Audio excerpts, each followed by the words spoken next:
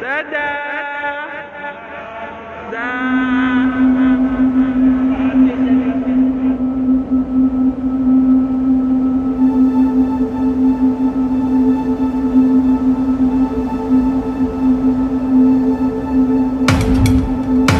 Grup WhatsApp yang menyebutkan pesawat Sriwijaya dengan nomor penerbangan SJY182 hilang kontak saat terbang dari Bandara Soekarno-Hatta menuju Bandara Supadio, Pontianak pada Sabtu 9 Januari 2021.